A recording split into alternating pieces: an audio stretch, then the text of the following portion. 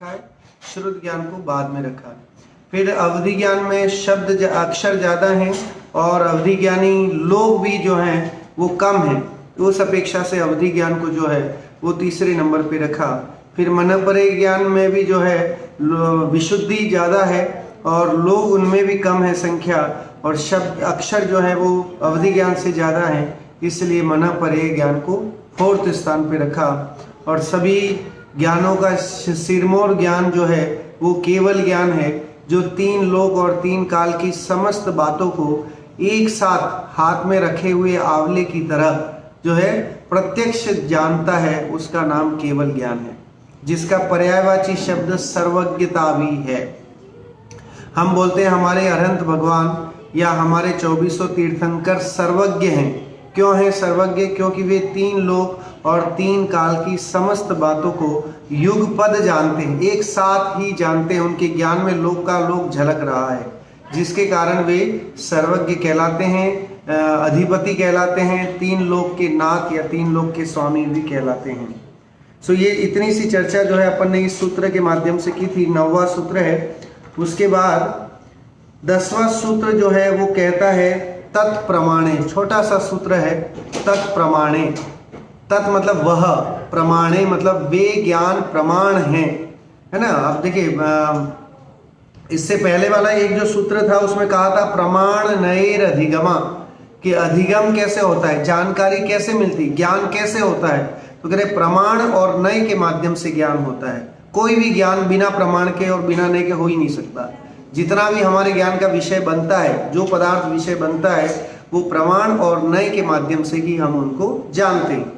तो प्रमाण शब्द की बात वहां आई थी, तो कह रहे हैं कि तत्प्रमाणे वे 5 ज्ञान जो है, मति ज्ञान, श्रुत ज्ञान, अवधि ज्ञान, मनपरे ज्ञान और केवल ज्ञान, ये 5 ज्ञान प्रमाण ज्ञान कहलाते हैं। अब देखिए मति, श्रुत, अवधि, मनपरे, केवल, ये 5 सम्यक ज्ञान ही प्रमाण है ना। ही शब्द और लगाया इसमें कि ये ही प्रमाण है, अन्य कोई ज्ञान प्रमाण नहीं है। अन्य मिथ्या ज्ञान आदि प्रमाण नहीं है। कोई मिथ्या ज्ञान, मिथ्या दर्शन, मिथ्या चारित्र, इसको प्रमाण माने तो वो प्रमाण नहीं है। और इस तरह से दूसरा फिर सूत्र आता है इसी के साथ आगे 11वां नंबर आद्य परोक्षम। सो ये 5 जो ज्ञान है इनमें आद्य शब्द लिखा है। आद्य का मतलब है शुरू के 2 ज्ञान। सो शुरू के 2 ज्ञान कौन से हैं? तो मति ज्ञान और श्रुत ज्ञान, ये दोनों परोक्ष ज्ञान है। देखिए प्रमाण के 2 भेद होते हैं, एक प्रत्यक्ष प्रमाण और एक परोक्ष प्रमाण। सो प्रत्यक्ष प्रमाण में जो आत्मा के द्वारा है ना जाना जाए वो ज्ञान प्रत्यक्ष है, और परोक्ष है जो इंद्रिय और मन के द्वारा जाना जाए वो परोक्ष ज्ञान है। तो उस हिसाब से वो प्रत्यक्ष और परोक्ष के भेद भी जो है प्रमाण के बनते हैं। सो आदि परोक्षम, ये अगला सूत्र है, छोटा सा सूत्र है। आदि के 2 ज्ञान परोक्ष ज्ञान कहलाते हैं। मति ज्ञान और श्रुत ज्ञान, इनको परोक्ष ज्ञान कहा जाता है। आद्य मतलब 9वें सूत्र में कहे गए मति आदि 5 ज्ञानों में से आदि के 2 मतलब मति और श्रुत ज्ञान परोक्ष प्रमाण हैं। आद्य पद आदि का द्विवचन होने से मति श्रुत 2 का ग्रहण किया गया है। इन दोनों ज्ञानों का परोक्षपना क्या है? कह रहे कि ये परोक्ष क्यों है? तो परोक्ष इसलिए है क्योंकि ये आत्मा के द्वारा नहीं जाने जाते हैं, आत्मा की लीनता इसमें नहीं है ना। इस कारण से ये इंद्रिय और मन के द्वारा जाने जाते हैं, जिसके कारण ये परोक्ष ज्ञान है। देखिए इसका आंसर है आत्मा की ये दोनों ज्ञान पर की निमित्तता में उत्पन्न होते हैं। इंद्रिया स्व है कि पर है, पहले तो हम ये डिसाइड करें कि ये जो 5 इंद्रियां हैं, स्पर्शन, रसना, घ्राण, चक्षु और श्रोत, है ना, सुनना, देखना, सूंघना, स्वाद और स्पर्शन, ये 5 इंद्रियां हमारी हैं या हमसे बाहर हैं? किसकी हैं वो इंद्रियां? जीव की हैं कि शरीर की हैं? इंद्रियां किसकी हैं? अच्छा, फिर एक और बात भी आती है कि ज्ञान किससे होता है? इंद्रियों के माध्यम से होता है, ये ज्ञान ज्ञान के माध्यम से होता है ना। आत्मा जानता है या इंद्रियां जानती हैं? क्या इंद्रियां नहीं हो तो ज्ञान नहीं होता है क्या? किसी किसी की आंखें फूट जाती है फिर भी जो है वो जानता है, वो अक्षर भी पढ़ लेता है, बहुत सारे काम कर लेता है। एक और शास्त्रों में उदाहरण आता है कि अगर कोई प्रेमी है और उसको काल कोठरी में बंद कर दिया जाए तो वो कहे सूरज की किरण भी नहीं आए, ऐसी काल कोठरी में बंद कर दिया जाए तो क्या उस प्रेमी व्यक्ति को अपनी प्रेमिका नजर नहीं आती है क्या? तो कह रहे वहां एक भी इंद्रिया नहीं है, काम नहीं कर रही है, लेकिन फिर भी उसके दिलो दिमाग में जो है अपने परिवार वाले, अपनी प्रेमिका या जो भी है वो उसके ज्ञान का विषय बन रहे हैं कि नहीं बन रहे? तो बन रहे हैं। तो बन रहे हैं तो ज्ञान कैसे हो रहा है? तो कह रहे कि वो अपनी उस ज्ञान चेतना के माध्यम से ही ज्ञान हो रहा है, प्रत्यक्ष ज्ञान है ना, उसके माध्यम से हो रहा है ना, आत्मा के लीनता से हो रहा है, वहां इंद्रिया काम नहीं कर रही। तो इंद्रियों के माध्यम से ज्ञान, इंद्रिया निमित्त है लेकिन इंद्रियों ही उपादान कारण नहीं कि इंद्रिया ही ज्ञान का कारण है। ज्ञान का कारण तो हमारा आत्मा है, शुद्धात्मा है, जिसके माध्यम से ज्ञान होता है। और जो आत्मा के लीनता पूर्वक आत्मा को जानने वाला जो ज्ञान होता है उसका नाम ही सम्यक ज्ञान है, इसीलिए उसके साथ सम्यक विशेषण लगाया गया है। जिसमें आत्मा की लीनता, आत्मा का पार्टिसिपेशन नहीं है, वो ज्ञान मिथ्या ज्ञान कहलाता है, वो सद ज्ञान नहीं होता है। ज्ञान का बहुत ही वर्णन अपने जैन शास्त्रों में आता है कि ज्ञान ही श्रेष्ठ है, सम्यक ज्ञान है ना। सो इस मनुष्य भव में अगर करने लायक कोई काम है तो सद ज्ञान, ये अगर सद ज्ञान हमें यहाँ से मिल जाए तो इसके संस्कार हम आगे मैंने भव भवांतर में हमें काम आएंगे। तो ज्ञान के अन्य जो है कवियों ने और उसकी भी बहुत चर्चा की है कि ज्ञान ऐसा है कि जो कभी भी क्षय नहीं होता है ना, कोई चुरा नहीं सकता है। आपके ज्ञान को कोई चुरा सकता है? आज जो भी आपको नॉलेज है वो नॉलेज कौन चुरा सकता है? न तो भाई उसका बंटवारा कर सकते हैं, न राजा हो तो राजा छीन सकता है, न कोई और उसको चुरा सकता है। कोई भी जो है उस ज्ञान का जो है ह्रास भी नहीं कर सकता है। जो एक बार आपको ज्ञान अचीव हो जाता है तो वो ज्ञान नष्ट भी नहीं होता है, विस्मृत होता है लेकिन नष्ट नहीं होता है। सो ये भर्तृहरि एक कवि हुए हैं, नीति शतक, उन्होंने एक संस्कृत का बहुत अच्छा ग्रंथ लिखा है, 100 पद हैं उसमें संस्कृत के। उसमें ज्ञान की विशेषता का बहुत ही अच्छा एक पद लिखा है, न चोरहार्यम न च राजहार्यम न भातृभाज्यम न च भारकारी व्यये कृते वर्धतेव नित्यम विद्याधनम सर्वधन प्रधानम। ना तो विद्या रूपी मतलब ज्ञान जो है, ज्ञान की खजाने को न चोर हार्यम, चोर हरण नहीं कर सकता है, न राज हार्यम, न राजा चुरा सकता है। आपके पास बहुत ज्ञान है तो उस बहुत ज्ञान को राजा ले सकता है क्या कि मेरे को दे दो भाई, आपका ज्ञान मेरे को दे दो, तुम नहीं रख सकते, मैं राजा हूं तो मेरे पास रहेगा। तो ज्ञान को, आपकी संपत्ति को तो छीन सकता है, चुरा सकता है कि भाई तुम ज्यादा सेठ कैसे बन जाओ। पहले होता था ऐसा कि राजा के महल के जैसा और किसी का शहर में महल नहीं होना चाहिए, क्योंकि राजा जी का महल, राजा जी का जैसा रथ है उससे बढ़िया रथ किसी का हो नहीं सकता, क्योंकि राजा जी सबसे सुपीरियर है ना। लेकिन ज्ञान में राजा जी चाह कर भी नहीं कर पाते। अगर किसी के पास उत्कृष्ट ज्ञान है तो राजा को पराधीन होकर के ऐसे ज्ञानियों को अपने सभा में रखना पड़ता था। तेनालीराम जैसे कितने उदाहरण आते हैं, है ना। अकबर के दरबार में भी ऐसे कई जो है, बीरबल का आता है कि बीरबल को उन्होंने अपना सलाहकार रखा हुआ था। जब भी कुछ दिमाग लगाना हो तो बीरबल को बोलते थे कि भाई तू दिमाग लगा और मेरे को बता कि क्या करना है। तो ज्ञान को कोई नहीं चुरा सकता, न चोर हार्यम, चोर भी नहीं चुरा सकता। आपके घर में घुस करके रुपया पैसा ले जाए, आपके सामने ले जाए, बंदूक की नोक पे सारा पैसा और रुपया जो है वो ले जा सकता है, लेकिन ज्ञान नहीं चुरा सकता है।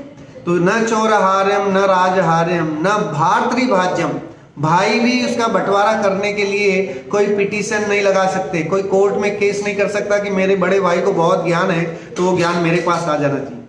ये तो कह सकता है कि मेरे बड़े भाई ने बहुत चुरा लिया है, या उसने जो है वो पापा से ऐसे ही ले लिया है, या जो भी है जो आजकल होता है। तो बंटवारे के लिए तो मुकदमे हो सकते हैं, लेकिन आज तक किसी ने ज्ञान के बंटवारे का कोई मुकदमा कोर्ट में नहीं ठोका, है ना, नहीं लगाया। तो इस तरह से ज्ञान बहुत ही उत्कृष्ट चीज है, और ज्ञान जो है उसका कभी बंटवारा भी नहीं होता, न भारकारी, न ये बोझ स्वरूप भी है। व्यय कृते वर्धते एव नित्यम, जितना आप ज्ञान का बंटवारा करेंगे, मतलब बंटवारा मतलब आप उसको बांटेंगे, उतना ही ज्ञान बढ़ता है।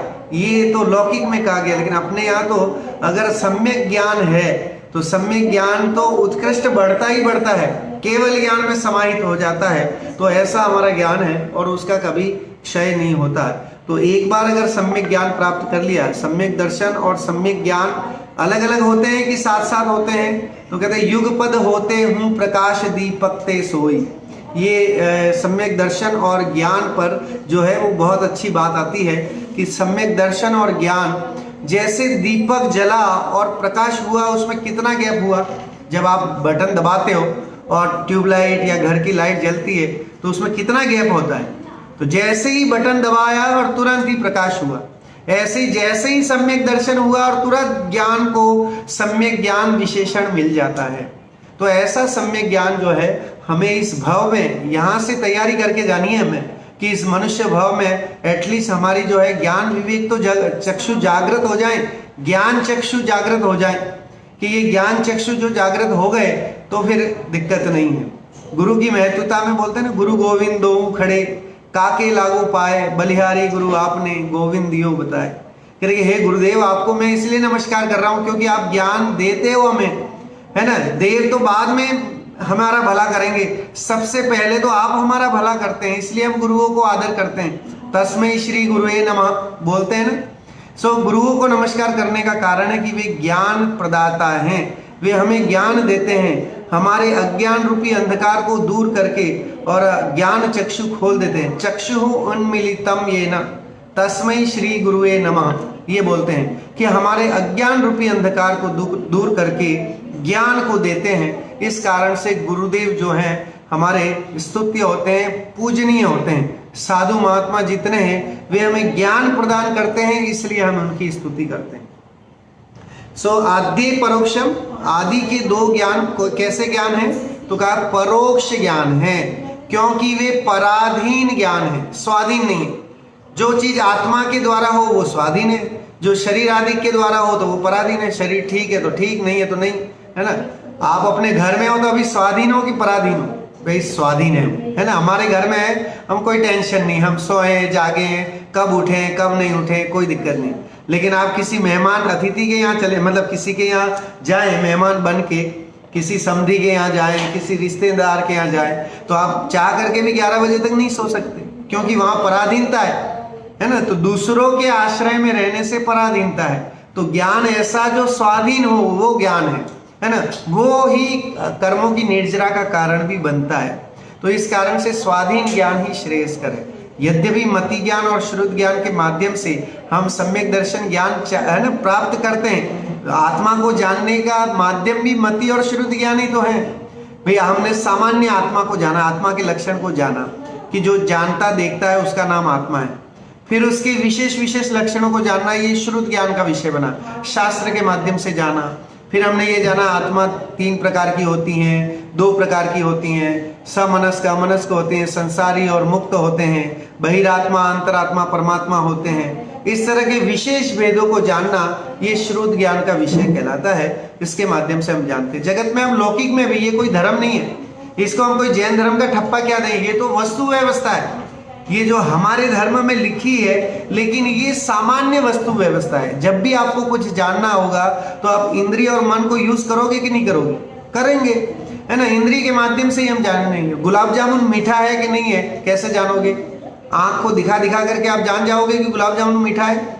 नहीं। गुलाब जामुन के रंग को देखना है कि वो काला वाला है कि लाल वाला है, कि कैसा गुलाब जामुन है, तो चक्षु इंद्रिय काम करेंगे। लेकिन जब उसको खाना मतलब आस्वादन लेना है, आनंद लेना है, तो रसना ही काम आएगी। तो इस तरह से आप हर एक विषय, इंद्रिय का जो विषय है वो उसी तरह से है। और वो ज्ञान जो है, जो मति ज्ञान उसको जानता है, वो ज्ञान पराधीन है, क्योंकि इंद्रिया है तो जाना जाता है, इंद्रिया नहीं है तो नहीं जाना जाता है। तो इस कारण से भी, और मन और इंद्रिय का सन्निकर्ष होने के कारण से जो है वो पराधीनता है। इस कारण से उसको जो है परोक्ष ज्ञान में लिखा मति और श्रुत ज्ञान, क्योंकि मति के द्वारा ही तो विशेष जानेगा ना। जब मति ही नहीं होगा तो श्रुत ज्ञान कहाँ से हो जाएगा डायरेक्ट। तो इस तरह से जो है वो विशेष चर्चा जो इसमें इसकी बताई कि परोक्ष है ये दोनों ज्ञान। उसके बाद छोटा सा और सूत्र है कि बाकी के 3 ज्ञान क्या है। जब आपने ये कह दिया कि 5 ज्ञान में से आगे के 2 ज्ञान परोक्ष ज्ञान है, तो बाकी के ज्ञान क्या है? तो कह रहे बाकी के ज्ञान प्रत्यक्ष ज्ञान है ना। प्रत्यक्षम अन्यत, अन्यत मतलब दूसरे। आद्य लिखा है तो द्विवचन हो गया। 2 आगे के जो है वो परोक्ष ज्ञान है, और पीछे के 3 ज्ञान, अवधि ज्ञान, मनःपरय ज्ञान और केवल ज्ञान, ये कैसे ज्ञान है? तो कह रहे ये प्रत्यक्ष ज्ञान है, ये आत्मा के आश्रय द्वारा, आत्मा के द्वारा जाने जाते हैं। क्या विशेषता है उसको अपन पढ़ते हैं यहाँ पर की अपेक्षा से रहित ज्ञान प्रत्यक्ष कहलाता है। ठीक है, जिसमें पर की जरूरत नहीं है, इंद्रियों की जरूरत नहीं है, और आत्मा के द्वारा ही जो, क्योंकि आत्मा ज्ञान का खजाना है, ऐसा कहा जाता है, ज्ञान का लबालब भरा हुआ खजाना आत्मा है। तो आत्मा ही जो है वो ज्ञानमय है। जैसे मिश्री है, मिश्री की डली में एक छोटे से पार्ट में मिठास किस जगह पर है? तो कह रहे मिठास सर्वत्र भरी हुई है। ऐसे ही आत्मा शब्द बोलते हैं तो उसमें ज्ञान कहाँ है? तो कह रहे सर्वत्र, हर एक अंग में जो आत्मा के प्रदेश में ज्ञान गुण भरा हुआ है। तो इस तरह से, लेकिन ये उस आत्मा के द्वारा लिया जाता है ज्ञान, तो वो प्रत्यक्ष ज्ञान है। और पर की सहयोग की आवश्यकता होती है, मन की जरूरत पड़ती है, तो वो परोक्ष ज्ञान है। 9वें सूत्र में कहे गए 5 ज्ञानों में से मति श्रुत के बिना शेष अवधि ज्ञान, मनपरय ज्ञान और केवल ज्ञान, ये तीनों ज्ञान इंद्रिय और मन की अपेक्षा से रहित हैं। इनमें ना तो इंद्रिय चाहिए ना मन चाहिए। अवधि ज्ञानी जो होते हैं उनको ना इंद्रिय चाहिए ना मन चाहिए। मनपरय ज्ञान को भी ना मन चाहिए ना इंद्रिय चाहिए, केवल ज्ञान को भी नहीं चाहिए। तो इस कारण से ये तीनों स्वतंत्र ज्ञान है, स्वाधीन ज्ञान है, और अपने प्रतिपक्षी आवरण कर्म के क्षयोपशम अथवा सर्वथा क्षय की निमित्तता में मात्र आत्मा का आश्रय लेकर ही उत्पन्न होते हैं। अतः यह जो है वो प्रत्यक्ष ज्ञान, इनमें आत्मा का पार्टिसिपेशन ज्यादा है, इस कारण से ये जो है वो प्रत्यक्ष ज्ञान है। और मति और श्रुत ज्ञान में आत्मा का पार्टिसिपेशन 0 है, इस कारण से भी परोक्ष ज्ञान है। इस तरह से हम इनको प्रत्यक्ष और परोक्ष की अपेक्षा से इनको हम जान सकते हैं। उसके बाद हम कहते हैं परोक्ष प्रमाण का विशेष रूप बताने के लिए एक सूत्र और लिखते हैं कि कैसे ये ज्ञान मति आदि को कैसे जाना जाता है। तो मति स्मृति संज्ञा चिंता अभिनिबोध इति अनर्थांतरम, ये एक सूत्र है जो सूत्र नंबर 13। तो इसमें कहते हैं मति स्मृति संज्ञा चिंता अभिनिबोध, ये अनर्थांतर मतलब पर्यायवाची शब्द हैं। ये भी ज्ञान को जानने की अपेक्षा से इनको पर्यायवाची शब्द कहा गया है। अब क्या क्या चीज है ये? मति क्या कहें, स्मृति क्या है, संज्ञा क्या है, चिंता क्या है, अभिनिबोध ज्ञान क्या है, उसकी थोड़ी चर्चा अपन यहाँ पर करते हैं। इंद्रिय और मन के माध्यम से अवग्रहादि पद्धति द्वारा जो वस्तु को साक्षात जानता है वह मति है। मनन करना, वस्तु को मानना मति कहलाता है। साक्षात ज्ञान हुआ, सामने देखा कि ये गिलास है, तो ऐसा ज्ञान होना ये मति ज्ञान का दायरा है। फिर जिसे पहले जाना था उसे पुनः याद करना स्मृति ज्ञान कहलाता है। हमें याद आता है ना, हमें मेमोरी, स्मृति मतलब मेमोरी। तो कह रहे पहले हमने किसी को देखा था, वो व्यक्ति कहीं और दिखाई दिया या उसके जैसा कोई दिखाई दिया, तो हम कहते हैं अरे ये तो उसके जैसा ही है, ये तो वो सुखलाल जैसा ही है। ठीक है, उतनी कद काठी है, वैसा ही छोटा, वैसा ही इतना है, ऐसा कुछ स्वरूप देख करके याद करना किसी को, तो वो स्मृति ज्ञान कहलाता है। जाति स्मरण भी जो है वो इसी मति ज्ञान का स्मृति ज्ञान रूप भेद है। तो अगर हमें पूर्व भव की याद आती है तो वो कि मैं पूर्व भव में राजा था, मैं महाराजा था, मैं यहाँ था, मैं इस तरह से था, मैं विदेश क्षेत्र में था, मैंने साक्षात तीर्थंकरों की वाणी सुनी, इस तरह का किसी को जाति स्मरण होता है ना। सो जाति स्मरण भी इसी के अंतर्गत भेद में आएगा। वर्तमान में किसी वस्तु को देखकर पुनः उसके समान पहले देखी वस्तु को जानना संज्ञा ज्ञान कहलाता है। कि आपने वर्तमान में देखी और ऐसे ही पहले किसी वस्तु को भी आपने देखी थी सेम से, आपने मारुति कार या कोई भी ऐसी कार देखी, किसी कंपनी की कार देखी, मर्सिडीज कार देखी, चलिए बढ़िया से बढ़िया वाली लेते हैं, तो आपने 10 दिन पहले भी देखी और आज भी देखी, तो आप कहेंगे ये वही मर्सिडीज कार है। तो इस तरह का ज्ञान करना ये संज्ञा ज्ञान के अंतर्गत आगे आता है। इसे प्रत्यभिज्ञान भी कहते हैं, है ना, दोहराना, याद करना, सेम रिकनेक्ट करना, उसका नाम प्रत्यभिज्ञान है। इसमें उसी के समान दूसरी वस्तु की अपेक्षा होती है। जैसे किसी व्यक्ति ने गाय नामक पशु को देखकर ऐसा विचार किया कि हमने जो पहले बैल देखा था उसके समान यह गाय है। ठीक है, अब उसने पहले बैल देखा, गाय नहीं देखी थी, लेकिन बैल के भी 4 पैर होते हैं, पूंछ होती है, गर्दन लटकी होती है। इस तरह की पशु को देख करके उसी समान जो है सेम कोई दूसरी वस्तु को देखा तो वो प्रत्यभिज्ञान, उससे रिकनेक्ट करना, तो उसका नाम प्रत्यभिज्ञान है। अथवा जो व्यक्ति वहां देखा था वह यही है इत्यादि पर सापेक्ष जोड़ रूप ज्ञान संज्ञा या प्रत्यभिज्ञान कहलाता है।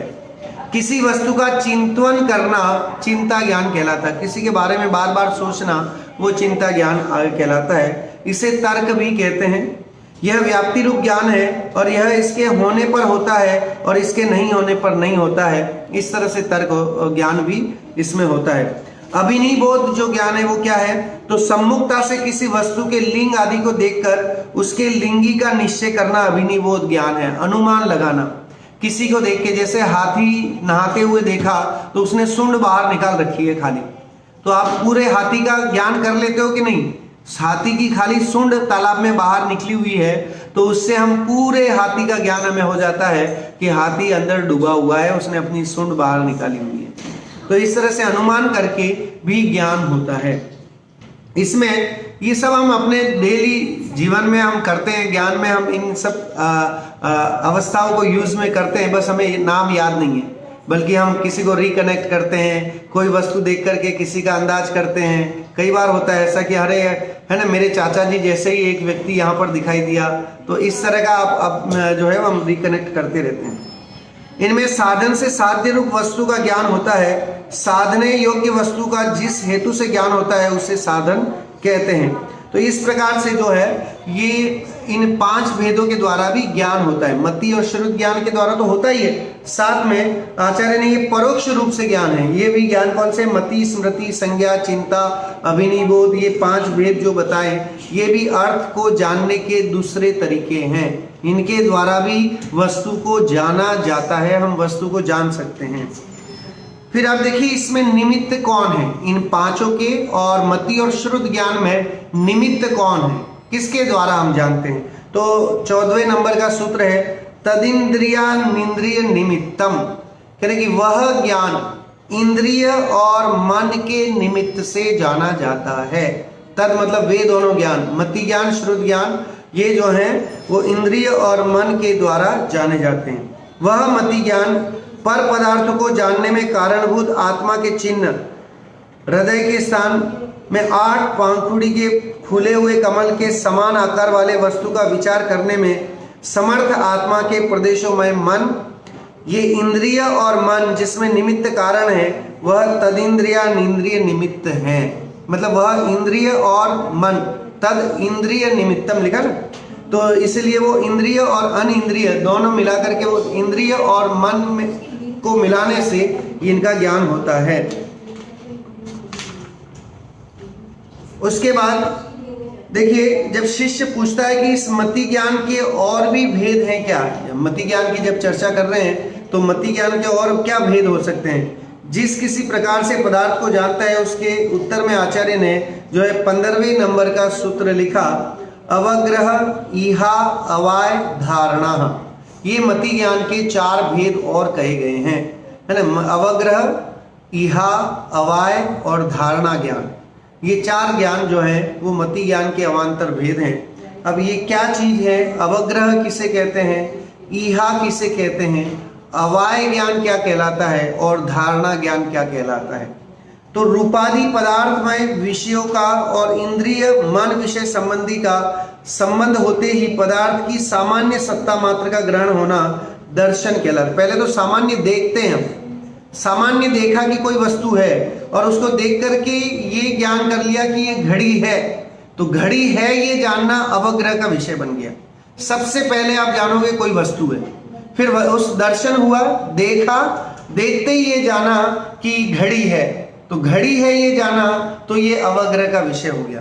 फिर अवग्रह में भी विशेष जाना कि ये घड़ी जो है वो रेलॉक्स की है या किसकी है, टाइटन की है, क्या है, तो वो इहा का विषय हो जाएगा कि आपने विशेष उसमें जाना। तो देखिए अवग्रह किसे कहते हैं, तो यहाँ पर लिखा कि तदंतर उसका विशेष आकार सहित ज्ञान होना अवग्रह है। दर्शन किया उसके बाद विशेष जानना। दर्शन में आपने सामान्य जानोगे कि कोई वस्तु है, फिर उसमें अवग्रह क्या करेगा, उसमें ये जानेगा कि घड़ी है कि रेडियो है कि क्या है, मोबाइल है, तो उसने अवग्रह ने ये जान लिया कि ये घड़ी है। इतना जानना अवग्रह ने अपना काम कर लिया। अब इहा क्या करता है, अवग्रह द्वारा जानी हुई वस्तु के संबंध में विशेष जानने की वांछा सहित जानने का प्रयत्न होना ईहा ज्ञान कहलाता है।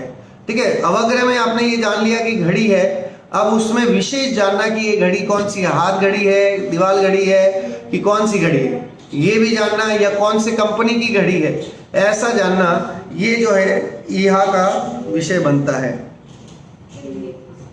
उसके बाद अवाय शब्द आता है, तीसरा जो है वो अवाय कहलाता है। तो ईहा द्वारा जाने गए पदार्थ का निर्णयात्मक ज्ञान होना वो अवाय कहलाएगा। ईहा में तो ये जाना कि ये इस कंपनी की है, ठीक है, उसमें भी निर्णय कर लिया कि ये रेलॉक्सो की ही है, टाइटन की ही है, इस तरह का निर्णयात्मक ज्ञान जो है वो अवाय के अंतर्गत आता है। किसी भी वस्तु में हम जब देखते हैं तो कई बार ऐसा होता है, हमने देखा किसी लड़के को देखा पहले, अब लड़के को देखा ये मेरे मामा जी का लड़का है ना, तो आपने पहले लड़के को देखा, खाली पहले तो व्यक्ति को देखा, तो दर्शन हुआ, दर्शन के बाद ये लड़का है ऐसा हुआ ज्ञान, तो वो हो गया अवग्रह ज्ञान। और ये लड़का जो है वो रिश्तेदार है ऐसा जाना, तो वो हो गया ईहा ज्ञान। और रिश्तेदार में भी ये मामा का लड़का है कि चाचा का लड़का है, ऐसा निर्णयात्मक ज्ञान होना कि ये मेरे मामा का ही लड़का है, तो ऐसा जाना, तो ये कहलाएगा अवाय ज्ञान ना। अवाय ज्ञान में निर्णय हो जाता है कि ये वस्तु ये ही है, ऐसा निर्णयात्मक ज्ञान, इसे अवाय ज्ञान बोलते हैं। और जब निर्णय हो गया तो हम क्या करते हैं, भूलते हैं कि नहीं भूलते हैं उसको, तो हम कभी नहीं भूलते हैं। फिर एक बार जब निर्णय हो जाता है कि वस्तु ये है, तो वो धारणा ज्ञान में बैठ जाता है, फिर वो आपको हमेशा याद रहेगा। फिर एक बार देखते ही समझ जाओगे कि ये मेरे मामा का लड़का है।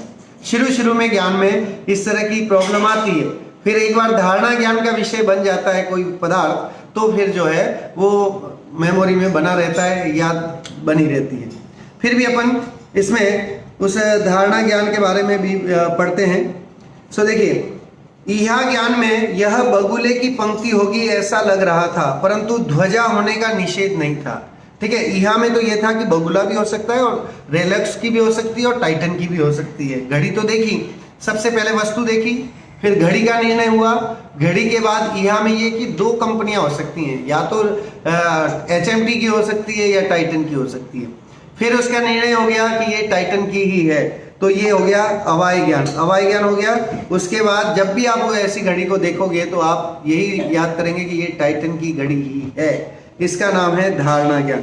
कि धारणा ज्ञान में सुनिश्चित ज्ञान हो जाना, उसका नाम है धारणा ज्ञान। निश्चित है ना, निर्णयात्मक ज्ञान रूप जो है उसका नाम धारणा ज्ञान यहाँ पर लिया। जैसे देखिए, अवाय द्वारा निश्चित की गई वस्तु का बारंबार अभ्यास करने से आगामी काल में नहीं भूलने योग्य दृढ़ ज्ञान हुआ, उसका नाम धारणा ज्ञान है। ये अब मति ज्ञान को हमें अपनी आत्मा को जानने में भी लगाना है कि हम क्या करते हैं, सामान्य देखना, शास्त्र आदि पढ़ करके, गुरुओं की वाणी सुन करके हमने जाना कि कोई आत्मा चीज होती है ना, तो इतना खाली जाना। इतने जितने जीव देखते हैं तो वो जीव देखने में लगता है कि नहीं कि कोई ना कोई ऐसी चीज है। हमारे शरीर में भी हम जब देखते हैं कि शरीर, आंखें बंद करते हैं तब भी हमारे ज्ञान का विषय कोई बनता है, तो वो जो इन इंद्रियों के माध्यम से, इंद्रियों के अंदर बैठा हुआ जो जान रहा है, देख रहा है, जिसके ज्ञान में सारे झलक रहे हैं, ऐसा कोई चेतन तत्व है, इसका निर्णयात्मक ज्ञान हम करते हैं इसके द्वारा ही। क्योंकि मति ज्ञान के द्वारा ही तो निर्णय करेंगे ना कि आत्मा है और जीव अलग है, जीव जुदा पुद्गल जुदा, है ना, यही तत्वों को सार कि जीव अलग है और आत्मा अलग है, ऐसा भेद विज्ञान, यही धर्म है और कोई धर्म नहीं। अगर धर्म की कोई डेफिनेशन कहे कि धर्म क्या है, जैन धर्म क्या है, तो कह रहे कि जैन धर्म इतना ही है। जैन धर्म सिर्फ और सिर्फ क्या है, कह रहे कि आत्मा और शरीर को अलग अलग जानना, इसका नाम जैन धर्म है। सम्यक दर्शन ही जैन धर्म है, ज्ञान ही जैन धर्म है और चारित्र ही जैन धर्म है। इसीलिए आप देखिए, दंशन मूलो धम्मो कहा जाता है कई बार। ज्ञान है ना, सा विद्या या विमुक्त है, ज्ञान के लिए ये कहा जाता है कि वह विद्या जो मुक्ति ले जाए वो विद्या है। जो ज्ञान मुक्ति नहीं दिलाए तो वो ज्ञान ज्ञान का है, वो तो कुज्ञान है, वो तो मिथ्या ज्ञान है। जो मुक्ति दिलाए वो सम्यक ज्ञान है, तो इसलिए ज्ञान भी उत्कृष्ट है। फिर चारित्र, चारित्रम खलु धम्मो, चारित्र भी उत्कृष्ट चारित्र जो है वो धर्म कहा गया है। तो इस हिसाब से अगर देखें तो जैन दर्शन की परिभाषा, जैन धर्म क्या है, तो कह रहे कि जैन धर्म सिर्फ जीव और पुद्गल को अलग अलग जानने की एक विधि है, इसका नाम जैन धर्म है। कि जिस विधि के द्वारा है ना यह जीव अपने शरीर को और आत्मा को भेद विज्ञान कर लेता है, अलग अलग जान लेता है, उसका नाम जैन है और उसका नाम ही जैन विद्या है। वही जैन विद्या है, इतना ही जैन धर्म है और कुछ नहीं है। बाकी चाहे हम कितने भी ग्रंथ पढ़ लें, लेकिन उन सारे ग्रंथों में सारभूत अगर कुछ है तो क्या है? स्वपर ज्ञान। कल बोला था ना, स्व को स्व जान, पर को पर जान। इतना सा धर्म है, उसका नाम जैन धर्म है कि ये इतना जान लिया तो बाकी का काम हो जाता है। एक आता है व्यास कवि हुए संस्कृत में, और व्यास कवि ने 18 पुराण लिखे। उन्होंने 18 तरह के पुराण लिखे। पुराण मतलब बहुत बड़ा ग्रंथ, तो एक ग्रंथ लिखने में ही बहुत टाइम लगता है, तो उन्होंने 18 पुराण लिखे। पुराण का मतलब होता है कि जिसमें महान पुरुषों का सारा वर्णन हो। हमारे यहाँ जो है 169 महापुरुष होते हैं, जिनमें 24 तीर्थंकर, 24 तीर्थंकर की माता, 24 तीर्थंकर के पिता, 9 नारायण, 9 प्रतिनारायण, 9 बलभद्र, 9 नारद, 12 चक्रवर्ती, इस तरह से जो है सब मिला करके 169 महापुरुष होते हैं। तो वही सारे महापुरुष जो है ना, जितने भी महापुरुष हैं, उनका वर्णन पूरा वर्णन, डिटेल वर्णन, उसका नाम पुराण है। और नहीं तो चरित्र होते हैं, जैसे जम्बू स्वामी चरित्र, जीवनधर चरित्र, ऐसे जो ग्रंथ के नाम भी आएंगे तो उसका मतलब है किसी एक व्यक्ति का वर्णन किया है तो वो चरित्र कहलाता है। और जिसमें बहुत सारे महान पुरुषों का वर्णन आता है, 63 सलाह का और 169 महान पुरुषों का वर्णन आता है, तो वो पुराण कहलाता है। जैसे पद्म पुराण, हरिवंश पुराण, ऐसे नाम आते हैं। तो ऐसे ही वो जो व्यास जी हुए, उन्होंने 18 पुराण लिखे। तो उनके बारे में बहुत प्रसिद्ध है कि 18 पुराण पढ़ने में कोई सार्थकता नहीं है। एक श्लोक आता है कि अष्टादश पुराणेषु व्यासस्य वचनद्वयम्। व्यास जी ने 18 बड़े बड़े पुराण लिखे, लेकिन उन पुराणों में बस 2 बातें लिखी, 2 ही मेन बातें लिखी है ना। अष्टादश पुराणेषु व्यासस्य वचनद्वयम्। व्यास जी ने 2 ही वचन कहे। क्या कहे? परोपकार पुण्याय पापाय परपीडनम। कह रहे कि पुण्य जो करना है, पुण्य चाहिए तो परोपकार करो, और पर को पीड़ित करोगे, दुखी करोगे तो क्या होगा? पाप का बंध होगा। बस ये 18 पुराणों का अगर कोई सार है तो इतना सा है। तो हमारे यहाँ जैन धर्म का भी पूरे जितने भी द्वादशांग, जिनवाणी में 14 पूर्व और जितना कहा जाता है, जितने भी अंग की है, वो सारे अंगों का सार क्या है? तो कह रहे यही है कि पहला पुण्याय परोपकार, परोपकार पुण्याय पापाय परपीडनम। कह रहे कि दूसरे जीव को दुखी करना, उसको हर्ट करना, ये पाप का कारण है। और जीव के प्रति दया की भावना रखना, करुणा की भावना रखना, उसका नाम पुण्य है ना। तो अब इससे ज्यादा और धर्म क्या है? कौन सिखाएगा? तो कह रहे इतना सा जान ले, इतना सा जहन में बैठ जाए तो उसको ज्यादा पुराण पढ़ने की जरूरत नहीं, शास्त्र पढ़ने की जरूरत नहीं। अपना काम हो गया कि इतना सा हमने कर लिया कि भाई इतना इतना हमें समझ में आ गया कि ये चीजें, दाल अलग है और छिलका अलग है, इतना सा ज्ञान करना है बस। दाल और छिलका कभी मिले हुए नहीं है ना। दीवार और इस पर जो रोगन है, सफेदी है, ये दोनों अलग अलग हैं, ये कभी मिले हुए नहीं है। दिखते मिले हुए हैं लेकिन है नहीं। दूध और पानी अलग अलग ही हैं। ऐसा जो नीर शीर विवेकी होता है वो ही जो है दूध को ग्रहण कर पाता है, और जो नीर शीर विवेकी नहीं होता है वो तो पानी, उसके हाथ में तो पानी ही आता है। तो शास्त्र पढ़ करके हमें नीर शीर विवेकी बनना है, विवेकी बनना है ना, कि हमें हमारा ज्ञान कहाँ लगना चाहिए, हम कैसे देव की स्तुति करें जिससे हमारा भाव तिर जाए, कौन हमें मोक्ष ले जाएगा। ऐसा अंतर में दृढ़ श्रद्धा जो है इस शास्त्री जी के माध्यम से हमारे ज्ञान की निर्मलता बढ़ेगी। हम ये जानेंगे कि यही 5 ज्ञान होते हैं और इनमें उत्कृष्ट ज्ञान केवल ज्ञान है, और वो केवल ज्ञान हम सबको प्राप्त करना है। तो आज इतना ही कि हम सभी जो है वो केवल ज्ञान को प्राप्त कर महासुखी हों। इसी मंगल भावना के साथ आज की बात को विराम देता हूं।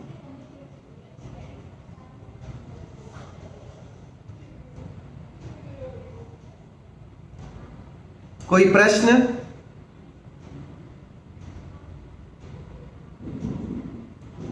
अच्छा, परोक्ष ज्ञान कितने हैं?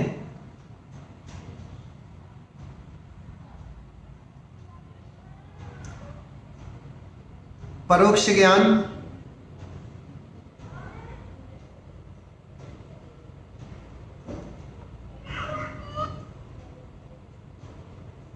कोई नहीं?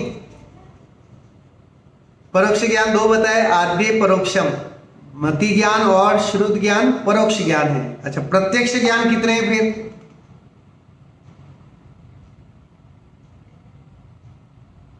अवधि ज्ञान, मना-परे ज्ञान और केवल ज्ञान, ये जो है तीन प्रत्यक्ष ज्ञान है।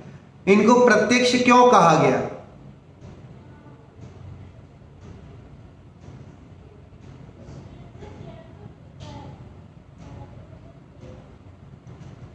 इनको प्रत्यक्ष क्यों कहा गया है?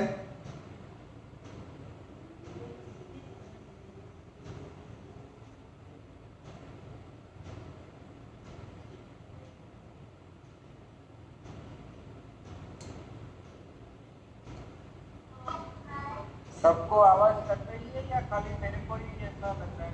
आप आवाज आ रही है मेरी? यहाँ पे भी कट रही है। अच्छा, आवाज नहीं आ रही? हाँ निकेश जी, सबको आवाज बहुत कट रही है, नहीं सुनाई दे रहा है। ओके ओके, चलो फिर आज अपन यही पूरा करते हैं, कल फिर और देखेंगे, कुछ ना कुछ टेक्निकली प्रॉब्लम होगी।